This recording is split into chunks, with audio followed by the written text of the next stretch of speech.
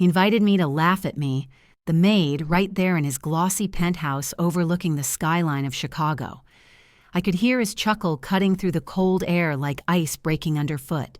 But inside me, a storm was raging. Maybe you're working for someone who never says thank you or cleaning up while everyone else sleeps. Tell me, where are you watching from and what time is it right now? I promise today's story will touch your heart. I'm Rosa, 57 years old, a woman who has scrubbed floors and shined shoes in a city that never sleeps. This morning, I wore my faded blue uniform, sleeves rolled up, hands rough from years of dishwater and harsh cleaners. The smell of lemon-scented disinfectant still clung to my skin as I carried the silver-polished tray up to the apartment on the 42nd floor. The cold wind from Lake Michigan whipped through the open balcony doors, making the expensive silk curtains dance like ghosts. The autumn sun filtered through floor-to-ceiling windows, casting long shadows across marble floors that cost more than most people's homes. I barely had time to catch my breath when my phone buzzed. Another overdue notice, another promise they made about next payday that never came. I was chasing a paycheck while they chased their stock market portfolios and cryptocurrency investments. The Miller family's wealth seemed endless. Millions in assets, luxury cars, vacation homes.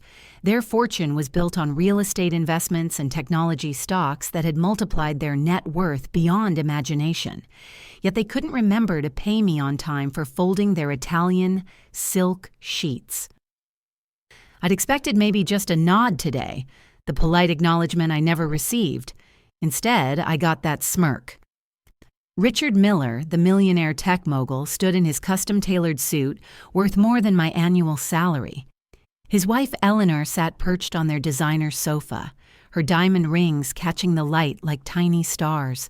Their son Jason lounged nearby, scrolling through Bitcoin prices on his phone. And then Richard's words hit me like a physical blow. Look at her, walking in like she owns the place, a maid with airs. Laughable. The contrast between my dreams and this stark reality felt like the cruelest joke Chicago had ever played on me. Here I stood, a woman who once had hopes, now reduced to someone they mocked for simply existing in their space. The city sprawled below us through those massive windows, millions of people living their lives, chasing their dreams. And here I was, trapped 42 floors above it all, invisible, except when they needed something to ridicule. I haven't always been invisible. Once I was a mother who dreamed. I was Rosa Delgado from Pilsen, where the smell of fresh tortillas filled Saturday mornings and neighbors actually knew each other's names.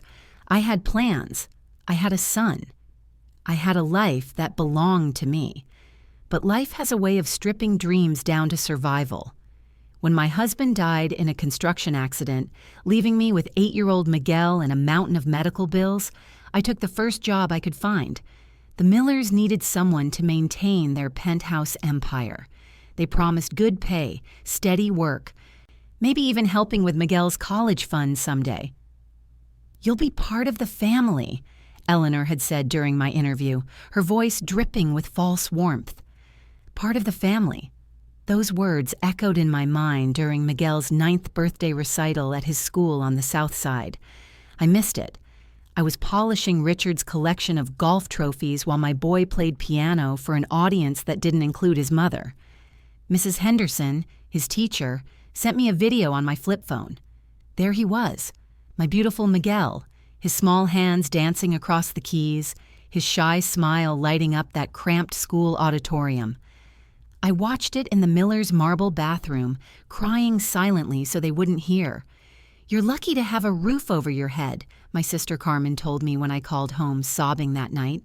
"These rich families, they take care of their help. You should be grateful." But it was never my home. It was their polished kingdom where I existed as a shadow, moving through rooms filled with their laughter, their conversations about profit margins and investment portfolios, their complaints about capital gains taxes. I learned to navigate around their lives like furniture, useful when needed, invisible otherwise. When I first started working for the Millers, they seemed different. Eleanor would ask about Miguel, nod sympathetically when I mentioned his grades or his dreams of becoming an engineer.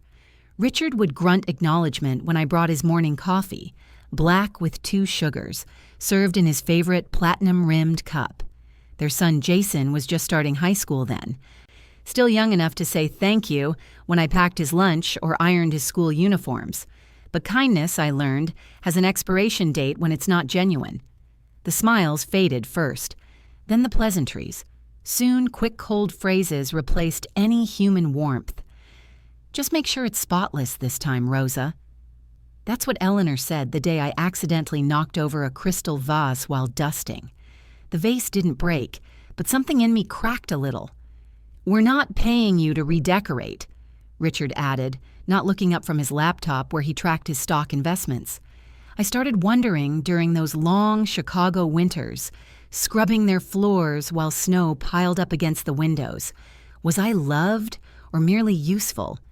The answer came in small, cutting moments. Like when they discussed their Christmas bonus for their financial advisor, $50,000, right in front of me, never mentioning my own year-end payment. Or when Eleanor complained to her friends about inflation affecting their household budget while wearing a necklace worth more than I'd see in 5 years. The microaggressions came like paper cuts, small but deep enough to leave scars. They forgot to pay me on time more often than they remembered. "Cash flow issues," Richard would say, gesturing vaguely at his home office where 3 computer monitors displayed his various investment accounts. Meanwhile, my own bank account dwindled to double digits, and Miguel needed new shoes for school.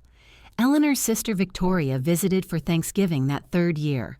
She was younger, sharper, suspicious of everyone who worked for beneath her station.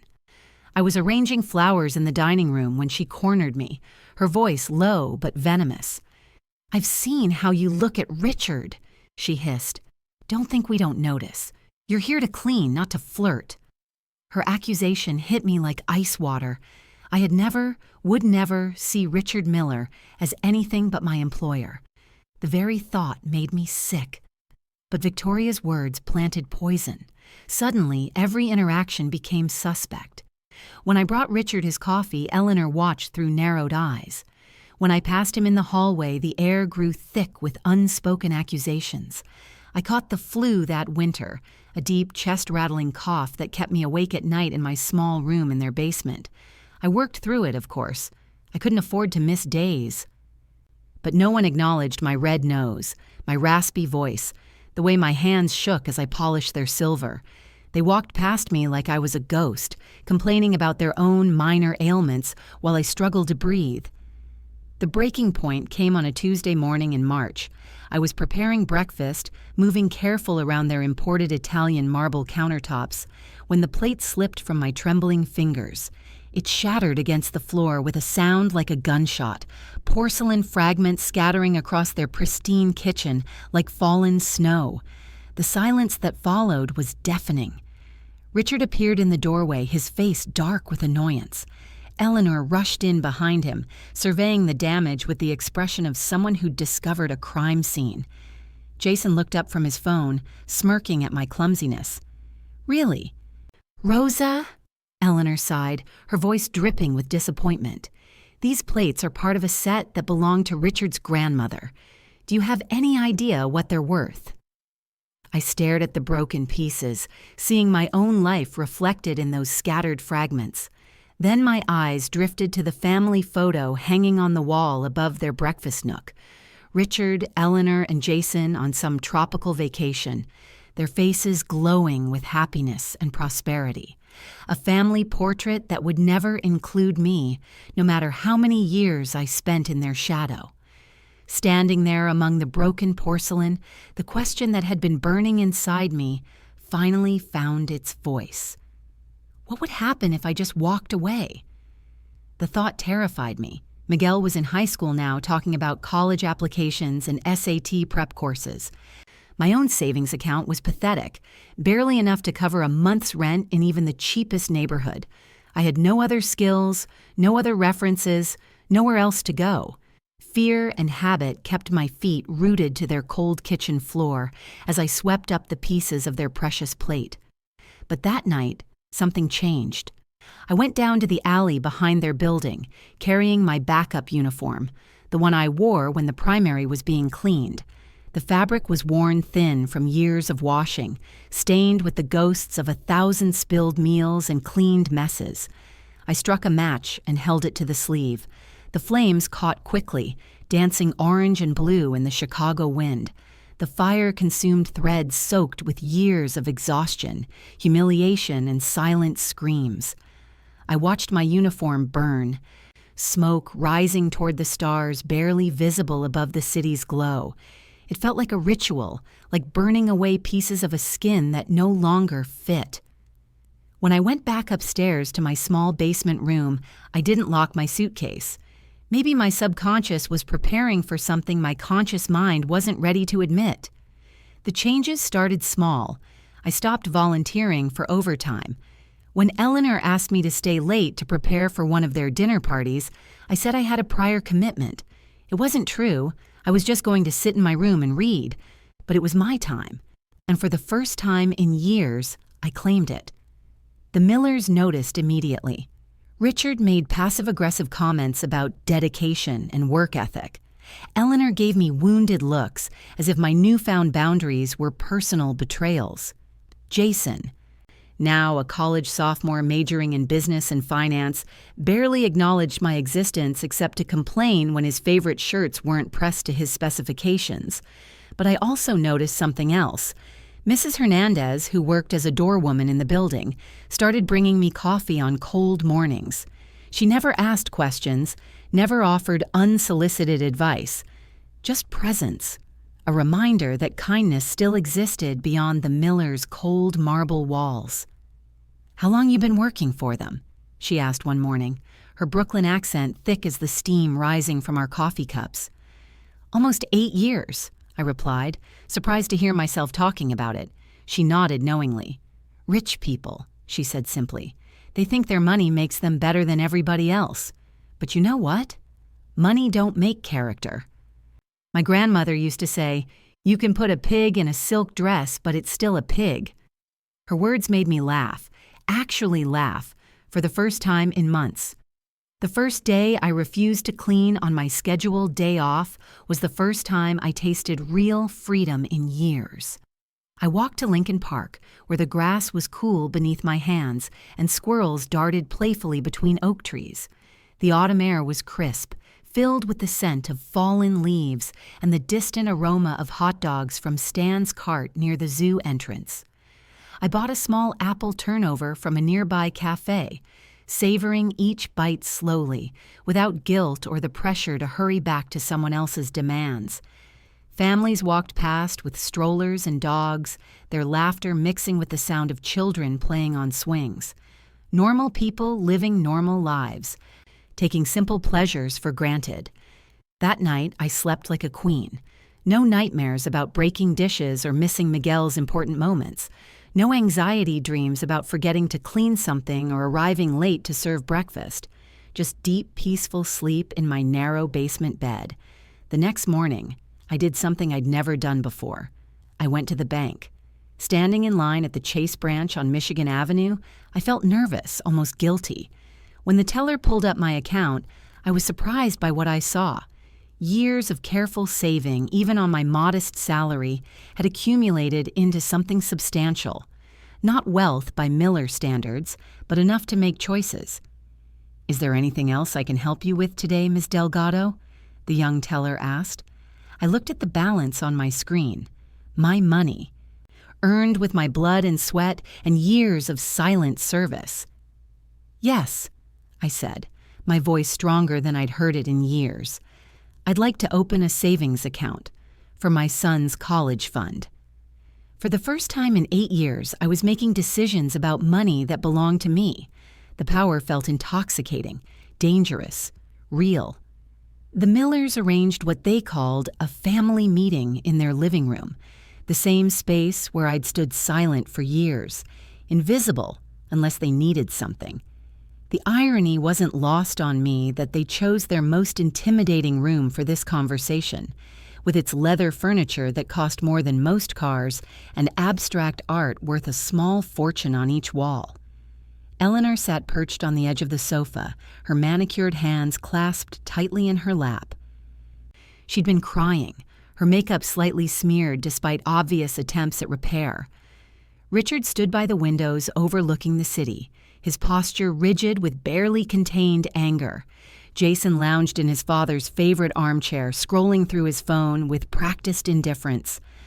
"Rosa," Eleanor began, her voice trembling with calculated emotion, "we need to talk about your recent attitude." "We treated you like family," Richard added, turning from the window to face me. His voice carried the weight of someone accustomed to getting his way in boardrooms and business deals. "We trusted you with our home, our personal lives, our son.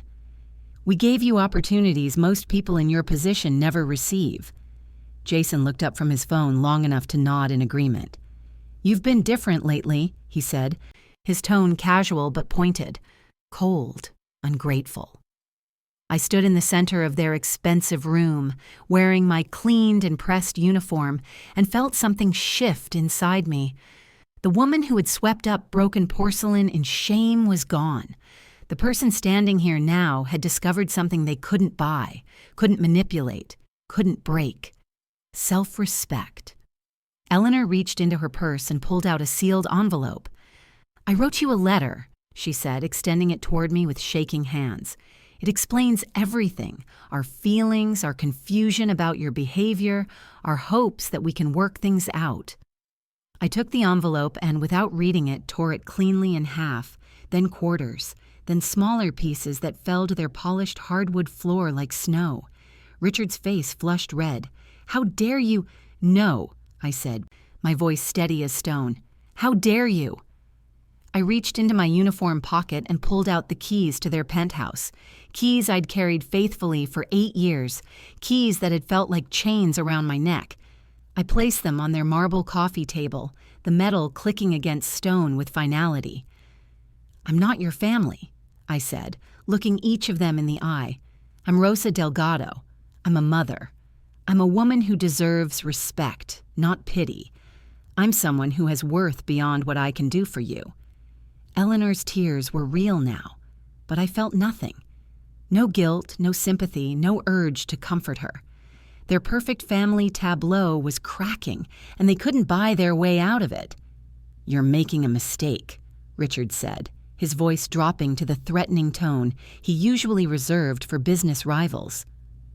"Do you have any idea how difficult it will be for you to find another position without our recommendation? We know people in this city, Rosa. We have connections." I smiled then, not with warmth, but with knowledge they couldn't understand. "Mr. Miller," I said, "you're about to discover that you need me more than I need you." With each word, I watched their faces pale, watched the weight of their own arrogance begin to crumble. They had always believed they held all the power in our relationship. They were about to learn how wrong they were. I thought they would let me go quietly, allow me to fade back into the city's vast anonymity. I should have known better. Rich people don't like losing control, especially when the people they consider beneath them refuse to stay in their designated places. The Whisper campaign started within days. Eleanor spoke to neighbors in the elevator, her voice carefully modulated to sound concerned rather than vindictive. "We're so worried about Rosa," she would say. "She's been acting strangely, and we discovered some items missing from our home. We hate to think the worst, but—" The building's other domestic employees began treating me differently. Suspicious glances in the service elevator, whispered conversations that stopped when I entered the laundry room. Someone even started a rumor that I'd been stealing jewelry and selling it online to fund some secret gambling addiction. Jason, home from college for winter break, sent me a letter to my new address. His handwriting was careful, calculated, designed to look heartfelt rather than manipulative. He wrote about missing my cooking, about how I'd been like a second mother to him growing up, about family dinners that felt empty without my presence in the kitchen. The letter was a masterpiece of emotional manipulation, designed to make me question my decision, to make me feel guilty for abandoning the family that had given me so much. It ended with a plea for me to come back, promises that things would be different, assurances that they'd learned from their mistakes. I read it once, then set it aside. The words that might have broken me a year ago now felt hollow, transparent.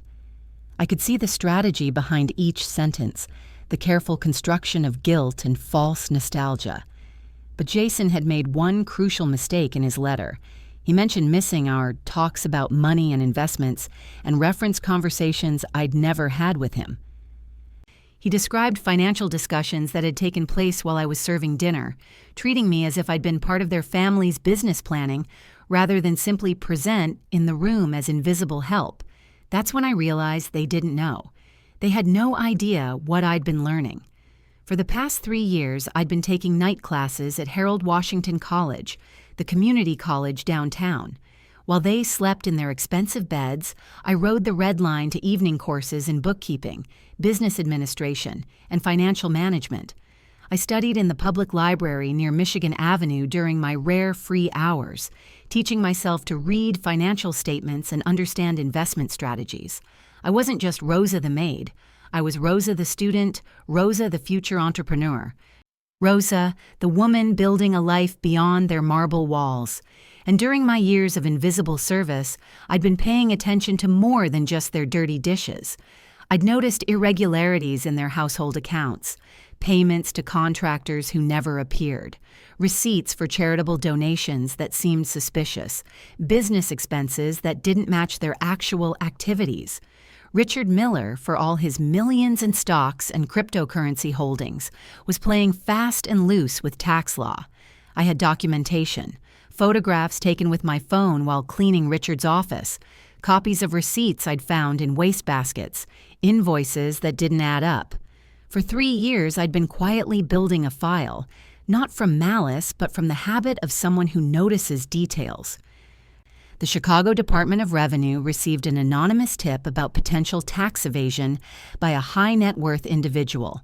The tip included specific dates, dollar amounts, and supporting evidence that painted a picture of systematic fraud. When the audit notice arrived at the Miller penthouse, Richard's face went pale. Eleanor canceled her Pilates classes and spa appointments. Jason flew home from college early, his spring break plans suddenly unimportant compared to his family's legal troubles. They never suspected me. How could they? In their minds, I was still just Rosa the maid, too simple, too invisible, too powerless to threaten their empire. The confrontation came when I encountered Richard in the building lobby 2 weeks later. I was visiting Mrs. Hernandez, bringing her homemade cookies from my new apartment. He was returning from his lawyer's office, his expensive suit wrinkled, his face drawn with stress. "You," he said, his voice sharp with recognition and growing suspicion. "This is your doing, isn't it?" Other residents in the lobby turned to look, sensing drama. Mrs. Hernandez stepped protectively closer to me, her hand finding my arm. "I don't know what you mean, Mr. Miller," I replied calmly. "The audit, the investigation, the questions about our household expenses." His voice was rising, attracting more attention. "You were in our home for 8 years. You saw our private documents. I cleaned your toilets," I interrupted, my voice clear and steady. "I washed your laundry. I served your meals. If you have legal troubles, maybe you should examine your own choices rather than blaming your former employee." Richard stepped closer. His face flushed with anger and desperation. "You have no idea what you've done. The tax implications alone could cost us millions. Our investments, our assets, everything we've built." "Mr. Miller," I said, loud enough for everyone in the lobby to hear, "are you threatening me because you're being investigated for tax evasion?" The silence that followed was deafening. Richard Miller, millionaire tech mogul, realized he'd just publicly admitted to financial crimes while threatening a working-class woman in front of a dozen witnesses. Several people had their phones out recording. He choked on his next words, literally swallowing whatever threat he'd planned to make. the mighty Richard Miller, brought down not by business rivals or market crashes, but by underestimating the wrong woman. Mrs. Hernandez squeezed my arm gently. "You okay?" "Rosa?" she asked, her Brooklyn accent cutting through the tension. "I'm perfect," I replied, never taking my eyes off Richard's face. "Just perfect." They had underestimated the wrong woman indeed. I moved into a modest 2-bedroom apartment in Logan Square, where the morning air carried the scent of fresh bread from the Mexican bakery on the corner, and neighbors actually greeted each other by name. My new home had hardwood floors that creaked comfortably underfoot, windows that let in natural light, and a kitchen where I cooked for myself instead of serving others. On my windowsill, I planted a small basil bush, nurturing it with morning coffee grounds and evening conversations. Watching something grow under my care, rather than simply maintaining other people's possessions, felt revolutionary. I enrolled in weekend baking classes at the French pastry school downtown. My hands, so long accustomed to scrubbing and polishing, learned to knead dough and pipe buttercream roses. The instructor, Chef Marcel, was patient with students like me, older, starting over, treating each lesson like a treasure. "You have good instincts," he told me after I successfully baked my first perfect croissants. "Baking is about precision, but also about love. You understand both." I reconnected with my brother Carlos, whom I hadn't seen for years. He lived in Pilsen, just a few miles but a world away from the Miller's penthouse. We started having Sunday dinners at his kitchen table, talking about our childhood, our parents, the dreams we'd set aside for survival.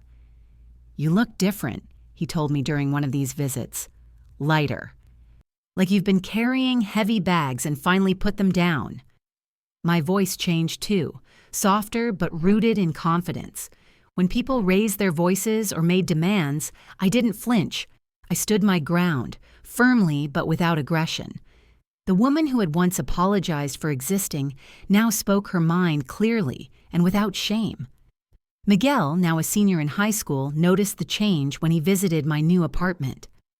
"Mom," he said, looking around at my small but comfortable space, "this feels like home, our home."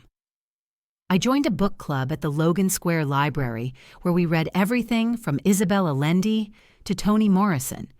The other women were teachers, nurses, social workers, women who understood about service and sacrifice, but who also knew their own worth.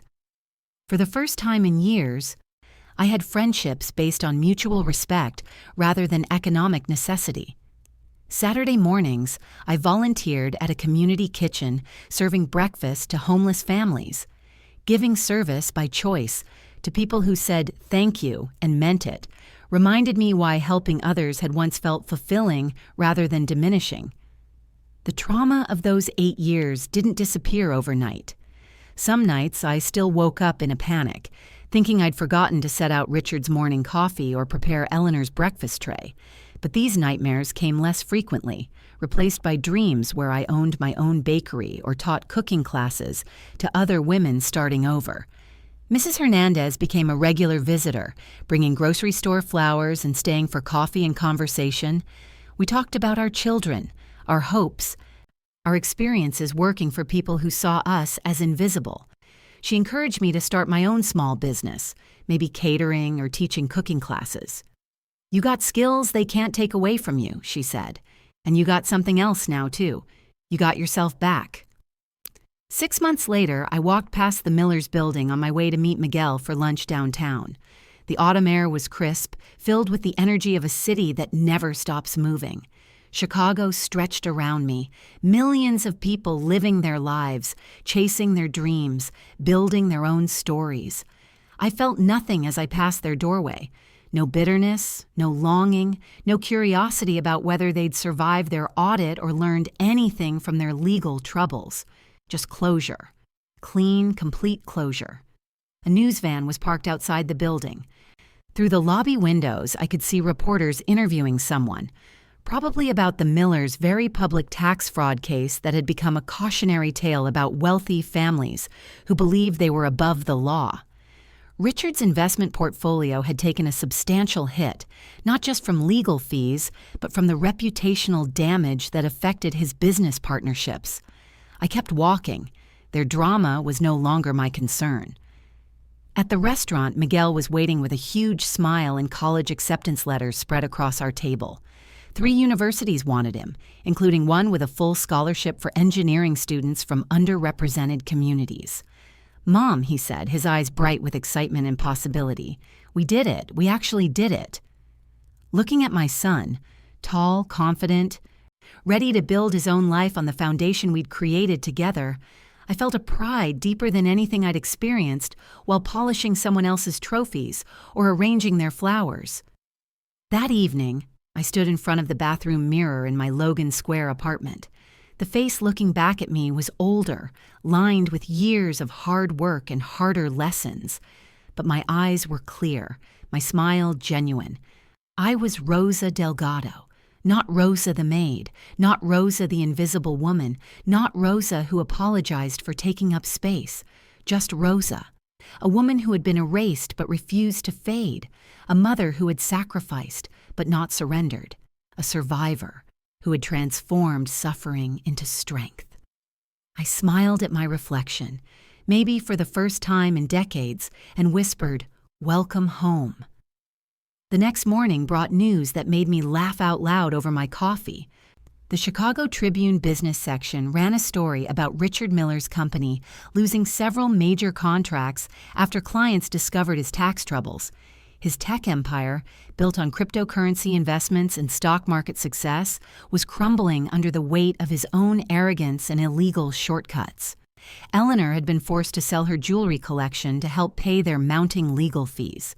Jason dropped out of his expensive private college and transferred to a state school, his trust fund frozen pending the resolution of their tax case. I felt no satisfaction in their downfall, but I did feel vindicated. Sometimes the universe has a way of balancing the scales, even when justice seems impossible. My phone rang as I was reading the article. It was Chef Marcel from the pastry school. "Rosa," he said, his French accent warm with excitement. "I have a proposition for you. A friend of mine is opening a community cafe in Logan Square. They're looking for someone to handle the baking, someone with skill, reliability, and heart. Are you interested?" I looked around my small apartment, at the basil plant thriving on my windowsill, at the acceptance letters still spread on my kitchen table, at the life I'd built from the ashes of my invisible years. "Chef Marcel," I said, my voice strong and certain. "I'm very interested." And so my real story began, not as someone's employee or invisible help, but as Rosa Delgado, baker, mother, survivor, entrepreneur. A woman who had learned that her worth wasn't determined by the eyes that refused to see her, but by her own understanding of who she was and what she deserved. 3 months into my new position at Café Corazon, I had established routines that felt like prayers answered. Each morning at 5 a.m., I unlocked the heavy glass door and breathed in the scent of possibility mixed with coffee grounds and flour dust. The cafe sat on the corner of Fullerton and Kedzie, where the morning light painted everything golden and hopeful. My hands, once trained to polish other people's silver, now created magic from simple ingredients. I developed signature pastries, tres leches cupcakes that reminded homesick customers of their grandmother's kitchen, empanadas filled with sweet potato and black beans, conchas dusted with cinnamon that sold out before noon. The cafe owner, Carmen Restrepo, was a Colombian woman in her 40s who understood what it meant to rebuild your life from scratch. She'd fled violence in her home country with nothing but her recipes and determination. We spoke Spanish together in the early morning hours, sharing stories while we prepared for the day's customers. "Rosa," she told me one morning while I arranged my pastries in the display case, "you have a gift. These aren't just desserts. They're little pieces of home for people who need to remember where they came from." The regular customers started requesting me by name. Mrs. Chen from down the block brought her granddaughter every Saturday for my Mexican hot chocolate and fresh churros. Antonio, the mailman, timed his route to arrive just as my second batch of coffee cake emerged from the oven, still warm and fragrant. Most surprisingly, I began attracting young mothers who brought their children after school. They lingered at the small tables, savoring moments of conversation while their kids did homework and ate my homemade cookies. These women, nurses, teachers, retail workers, often looked as exhausted as I had once felt, juggling impossible schedules and endless responsibilities. "How do you make them so perfectly golden?" asked Sophia, a single mother who worked 2 jobs to support her twin boys. She was studying my empanadas with genuine curiosity. Without thinking, I invited her behind the counter. "The secret," I said, guiding her hands to feel the dough texture, "is knowing when to stop working it. You have to trust that it's ready, even when part of you wants to keep trying to make it better." Sophia looked at me with such intensity that I realized we weren't just talking about pastry. That conversation sparked something unexpected. The next week, Sophia returned with her friend Maria, asking if I would teach them both to bake. Then Maria brought her sister. Soon I was holding informal baking lessons every Tuesday evening after the cafe closed, teaching women who wanted to learn skills that could help them create their own opportunities. Carmen was enthusiastic about the classes. "This is exactly what I hoped would happen here," she said, "a place where community grows along with the business." I charged just enough to cover ingredients and my time, $15 per person per class. For many of the women, it was their first investment in themselves in years. I watched them transform as their confidence grew, saw them stand taller when they successfully mastered a difficult technique, heard their voices strengthen as they shared their own stories and dreams. Elena, a housekeeper from Guatemala, discovered she had exceptional skill with decorative icing. After 6 weeks of classes, she started taking orders for birthday cakes from her neighbors. The extra income allowed her to reduce her cleaning hours and spend more time with her own children. Patricia, who cleaned office buildings at night, learned to make traditional Mexican pastries that reminded her of her mother's recipes. She began selling them at the local farmers market, slowly building a customer base that appreciated authentic flavors made with love and skill. But it was during one of these Tuesday sessions that I encountered a ghost from my past. I was demonstrating how to properly fold croissant dough when I heard a familiar voice at the cafe counter, even through the kitchen door. Eleanor Miller's cultured tones made my stomach clench with old anxieties. I peered through the small window that separated the kitchen from the main cafe space. There she stood, impeccably dressed despite her family's financial troubles, studying the pastry display with the same critical expression she'd once reserved for inspecting my cleaning work. Her hair was perfectly styled, her makeup flawless, but I could see the tension in her shoulders, the slight tremor in her manicured hands as she pointed at different items. Carmen was working the register, her English careful but clear as she described each pastry. Eleanor ordered coffee and one of my signature tres leches cupcakes, then settled at a corner table with her phone, making calls in hushed, urgent tones. My students noticed my sudden distraction. "Maestra Rosa," Sophia said gently, using the title they'd given me, "is everything okay?" I forced my attention back to the lesson, but part of me remained hyper-aware of Eleanor's presence. Through snippets of her phone conversation, I gathered she was discussing property sales, downsizing plans, meetings with financial advisors. The Miller empire was indeed crumbling, forcing practical decisions they'd never had to face. After my class ended and the last student had left with her perfectly golden empanadas, Carmen approached me with curiosity in her eyes. "That woman," she said, nodding toward the corner where Eleanor was still making phone calls. "She asked about you specifically, wanted to know about the baker who makes the tres leches cupcakes. I told her you're the heart of this place, that customers come from all over the neighborhood just for your pastries." My chest tightened. What did she say? "She got very quiet, asked if you were Rosa Delgado. When I said yes, she looked, I don't know the word in English, like she'd seen a ghost?" I watched Eleanor through the kitchen window, noting how she kept glancing toward the kitchen door. Her cupcake sat partially eaten, her coffee growing cold as she conducted her urgent business calls. She looked smaller somehow, diminished by circumstances beyond her control. As closing time approached, Eleanor finally ended her calls and approached the counter. Carmen had left early for a doctor's appointment, leaving me to handle the final hour alone. "Excuse me," Eleanor said, her voice softer than I'd ever heard it. "Are you Rosa? Rosa Delgado?" I emerged from behind the counter, wiping my flour-dusted hands on my apron. "Yes, Mrs. Miller, I am." The recognition in her eyes was immediate, followed by something I'd never seen from her before: embarrassment. She glanced around the cafe, taking in the warm lighting, the community bulletin board covered with local event flyers, the small stage where acoustic musicians performed on weekend evenings. "This is your place?" she asked. "I work here," I corrected gently. "I'm the head baker." Eleanor nodded, processing this information. We stood in awkward silence for a moment, the weight of our shared history filling the space between us. Finally, she spoke again. "Rosa, after you left, things became very difficult. The house isn't the same. Nothing is the same." Her voice cracked slightly. "I wanted to find you, to apologize. But I didn't know where you'd gone." I studied her face, searching for the sincerity I'd never glimpsed during my 8 years in her employment. The Eleanor Miller standing before me looked genuinely vulnerable, stripped of the casual arrogance that had once defined her interactions with anyone she considered help.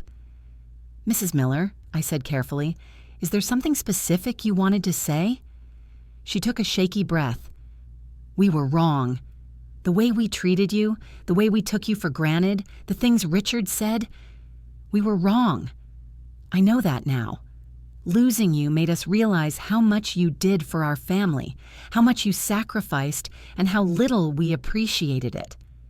Her words hung in the air between us. Part of me, the part that had spent 8 years craving exactly this acknowledgement, wanted to feel vindicated. But mostly, I felt nothing. The apology I'd once desperately needed now seemed beside the point. "Mrs. Miller," I said, "I appreciate you saying that, but I need you to understand something. I don't need your apology to feel whole. I already am whole." Eleanor's eyes filled with tears. "I know. I can see that. You look happy, fulfilled, like you found where you belong." "I did," I said simply. "I found myself." She nodded, wiping her eyes carefully to preserve her makeup. Could you ever consider coming back? We could pay you properly this time, treat you with the respect you deserved all along. Richard admits he was wrong, and Jason says the house has never felt like home since you left." The offer hung between us like a bridge to a past I had no desire to revisit. I thought of my Tuesday baking classes, my students who called me Maestra Rosa, my upcoming conversation with Carmen about expanding the cafe's community programming. I thought of Miguel, now thriving in his first year of college, calling me every week to share his excitement about engineering classes and new friendships. "Mrs. Miller," I said, my voice gentle but firm, "I hope you and your family find your way through this difficult time. I truly do. But my life is here now. I've built something that belongs to me, with people who see me for who I am, not what I can do for them." Eleanor nodded slowly, acceptance replacing the hope that had briefly flickered in her eyes. "I understand. I'm glad you found happiness, Rosa. You deserve it." She gathered her purse and moved toward the door, then paused and turned back. "The cupcake was incredible," she said, with the first genuine smile I'd ever seen from her. "Whoever taught you to bake like that must have been extraordinary." "My grandmother," I replied. "She taught me that food made with love feeds more than just the body." Eleanor's smile grew sadder, but more authentic. She was wise. "Thank you, Rosa, for everything, even for reminding me what I had and threw away." After she left, I stood alone in the quiet cafe, surrounded by the lingering scents of cinnamon, vanilla, and fresh coffee. The evening light painted everything in shades of gold and amber, transforming my workspace into something magical. I thought about forgiveness then, not as something I owed to people who had hurt me, but as something I gave to myself. Forgiving Eleanor didn't require me to forget the years of dismissal and disrespect. It didn't mean accepting less than I deserved or returning to spaces where I'd been made to feel invisible. Forgiveness, I realized, meant releasing the poison of resentment that could otherwise contaminate the beautiful life I'd built. It meant choosing peace over bitterness, growth over stagnation, hope over despair. The next Tuesday, my baking students arrived with unusual excitement. Sophia burst through the door carrying a manila envelope, her face glowing with pride. "Maestra Rosa," she announced to the group, "I have news. Remember the business plan we worked on last month? The one for my catering service?" I nodded, remembering the evenings we'd spent after baking class, helping Sophia organize her dreams into concrete goals and financial projections. "I got the loan," she said, her voice breaking with emotion. "The bank approved my small business loan. I'm going to rent a commercial kitchen space and start Sophia's special occasions full-time." The room erupted in cheers and applause. Elena hugged Sophia tightly, tears streaming down both their faces. Patricia started planning a celebration dinner. Maria immediately began offering to help with Sophia's first catered events. Watching my students celebrate each other's successes, I felt a warmth deeper than any recognition I'd ever received from wealthy employers. These women saw me as a teacher, a mentor, a catalyst for their own transformations. But more than that, they saw me as Rosa, complex, valuable, worthy of respect and friendship. "There's something else," Sophia continued, her voice growing more emotional. "The loan officer asked where I learned to bake, where I got the confidence to start a business. I told her about you, about these classes, about how you taught me that my hands could create opportunities, not just clean up other people's messes." She paused, wiping her eyes with the back of her hand. She said she'd never seen such a comprehensive business plan from someone with my background. She wants to know if you would consider teaching business skills to other women in the community.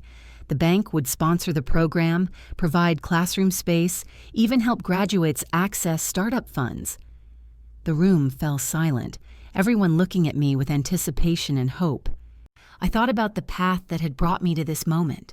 From invisible maid to respected teacher, from someone who served other people's dreams to someone who helped nurture new ones. "Sophia," I said, my voice thick with emotion, "I would be honored." Over the following months, the program grew beyond anything I could have imagined. We met Saturday mornings in a conference room at the community bank, women of all ages bringing their dreams and determination to learn how to transform skills into businesses. Carmen became my co-instructor, teaching the financial aspects while I focused on building confidence and practical skills. We covered everything from food safety certification to customer service, from social media marketing to tax preparation. But the most powerful part of each session wasn't the curriculum. It was the moment when women began to see themselves differently, when Maria realized her house cleaning efficiency could translate into professional organizing services, when Elena discovered her artistic talents could become a cake decorating business, when Patricia understood that her night shift reliability made her perfect for catering early morning business meetings. 6 months into the program, we held our first graduation ceremony. 12 women had completed all 8 weeks, each presenting a business plan and receiving a certificate of completion. Local news covered the event, interviewing successful graduates and highlighting the program's impact on the community. The reporter, a young Latina journalist named Isabella Santos, seemed particularly interested in my story. After the formal interviews ended, she approached me privately. "Rosa," she said, "I've been researching your background for this piece. I found some interesting information about your previous employer. Would you be willing to comment on the Miller family's legal troubles?" I considered her question carefully. The Miller scandal had become public knowledge months ago. tax evasion charges, business partnerships dissolved, their tech company facing multiple lawsuits. Richard had been convicted and sentenced to community service and substantial fines. Eleanor had sold most of her jewelry collection and their vacation properties to pay legal bills and back taxes. "Isabella," I said finally, "the Miller family is dealing with the consequences of their own choices. My story isn't about them anymore. It's about the women we're helping build better futures for themselves and their families." She nodded approvingly. "That's exactly the angle I want to take. Your transformation from domestic worker to community leader, the ripple effect of economic empowerment, the way skills transfer across industries." When the article appeared online and in print the following week, it focused on our program's successes rather than past injustices. The headline read, "From Invisible to Inspirational: How One Woman's Journey Created Opportunities for Dozens." The article featured photos of our graduates with their businesses: Sophia's catering van wrapped in cheerful graphics, Elena behind a display case of her elaborate wedding cakes, Patricia serving breakfast to downtown executives, and in the center, a photo of me in Café Corazon's kitchen, hands covered in flour, face bright with genuine joy. But the most meaningful response came from Miguel, who called me crying after reading the article online at his university library. "Mom," he said through his tears, "I always knew you were strong, but I never understood how brave you were until I read this. You didn't just leave a bad situation, you created a whole new life, and then you helped other people do the same thing." He paused, gathering himself. "I'm proud to be your son. I'm proud to tell people that Rosa Delgado is my mother, and someday when I'm an engineer building bridges or designing buildings, I'll remember that the most important thing you taught me wasn't about success, it was about dignity." That night, I sat in my Logan Square apartment. The newspaper article spread on my kitchen table beside Miguel's latest report card and photos from Sophia's first major catering event. Outside my window, the city hummed with its endless energy. Millions of people living their lives, chasing their dreams, building their own stories of transformation and resilience.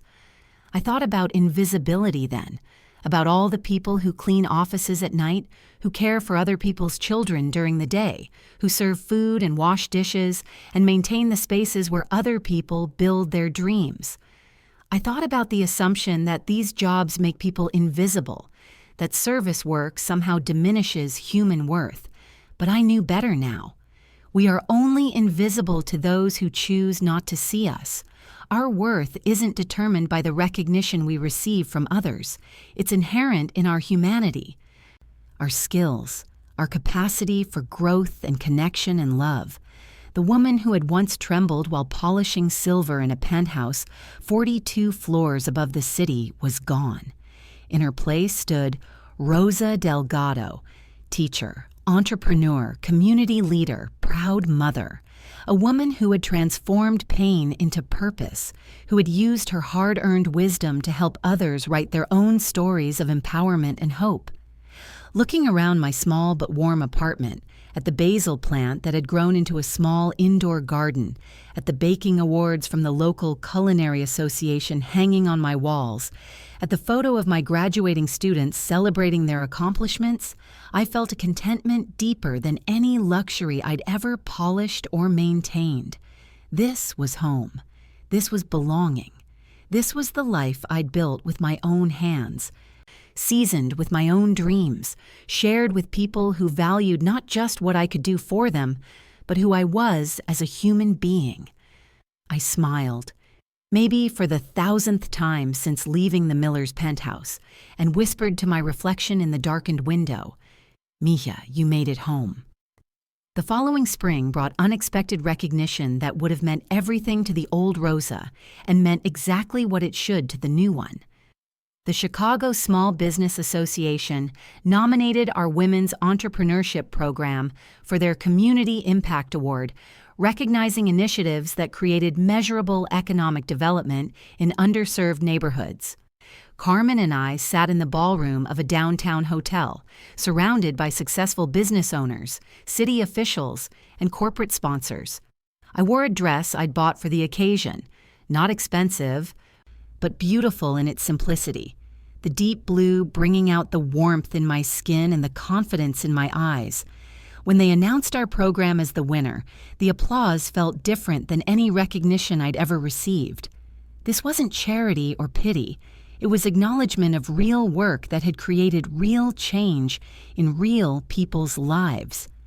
At the podium, looking out at the faces in the audience, I spoke about invisible work and visible impact, about the difference between serving others by choice and serving others by circumstance. 2 years ago, I said, my voice carrying clearly through the microphone, I was a domestic worker who felt invisible in the homes I cleaned and maintained. I was good at my job, skilled, reliable, dedicated, but I was treated as if my worth began and ended with what I could do for other people. I paused, finding Carmen's encouraging smile in the audience. Today, I'm the same woman with the same skills, but I'm no longer invisible. The difference isn't in what I do, it's in who I choose to do it with, and who chooses to see me as a complete human being worthy of respect and recognition. The applause that followed felt like validation, not just for me, but for every woman who had ever been dismissed based on her job title, every person who had ever been made to feel small by people who confused wealth with worth. After the ceremony, a woman approached me as I gathered my purse and award. She was elegantly dressed, professional, familiar in a way that made me pause. "Rosa Delgado?" she asked, extending her hand. "I'm Jennifer Walsh from the Chicago Foundation for Women's Economic Development. We've been following your program's success with great interest." I shook her hand, noticing her firm grip and direct eye contact, qualities I'd learned to appreciate in people who saw me as an equal. "We're launching a citywide initiative to expand economic opportunities for women in service industries," she continued. "We'd like to offer you a position as Director of Community Programs. The role would involve developing curriculum, training instructors, and establishing programs like yours in communities across Chicago." The offer was substantial, a full-time salary that would triple my current income, benefits, the opportunity to impact hundreds of women instead of dozens. It was recognition of my expertise, my leadership, my ability to create change. "It's a wonderful opportunity," I said carefully. "May I ask why you chose me?" Jennifer smiled. "Because you've lived the experience our target demographic faces, because you've proven that skills transfer across industries, that dignity transforms everything it touches, because the women in your program don't just succeed professionally, they discover their own worth." That night, I called Miguel to discuss the offer. He was in his sophomore year now, confident and articulate, his engineering studies going well. "Mom," he said after I explained the opportunity, "this is incredible. You'd be helping women all across the city, setting up programs that could change thousands of lives." "I know," I replied, "but I'd have to leave the cafe, leave my Tuesday classes, leave the work I've been building here in Logan Square." Miguel was quiet for a moment, thinking. "Do you remember what you told me when I was deciding between universities? You said the question wasn't which choice was better, but which choice would let me become more of who I'm meant to be." His words hit me with the clarity of truth. The scared woman who had once clung to any job, any security, any acknowledgement was gone. I was free to choose based on purpose rather than desperation, on vision rather than survival. 2 weeks later, I accepted the position with one condition. I would continue teaching my Tuesday evening baking classes at Café Corazon, even if it meant working weekends and evenings. Some connections are too precious to sacrifice for career advancement. Carmen hugged me tightly when I shared the news, tears mixing with her congratulations. "Rosa," she said, "you're going to touch so many lives with this work. But promise me something. Don't forget that you always have a home here, in this kitchen we built together." My last day as head baker was bittersweet. Regular customers stopped by throughout the morning to wish me well, to thank me for the pastries that had brightened their daily routines, to share stories about how my food had comforted them through difficult times or celebrated their joys. Mrs. Chen brought her granddaughter, now 7 years old and tall enough to see over the counter without standing on tiptoes. "Will you still make churros sometimes?" the little girl asked seriously. "Every Tuesday," I promised. "You can come visit me then." That evening, my baking students surprised me with a farewell celebration. They decorated the cafe with handmade banners, prepared a potluck dinner featuring recipes they'd learned in my classes, and created a photo album documenting our journey together. But the most meaningful gift came from Sophia, who stood to address the group with tears in her eyes. "Maestra Rosa," she said, "when I first walked into this cafe 2 years ago, I thought I was just going to learn to bake better empanadas. I had no idea that you were going to teach me to see myself differently." She paused, gathering strength from the supportive faces around her. "You didn't just show us how to measure flour or fold dough. You showed us that our hands could create beauty, that our work had value, that our dreams were worth pursuing.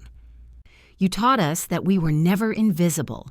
We were just surrounded by people who chose not to see us." The room was silent except for the soft sound of women wiping away tears.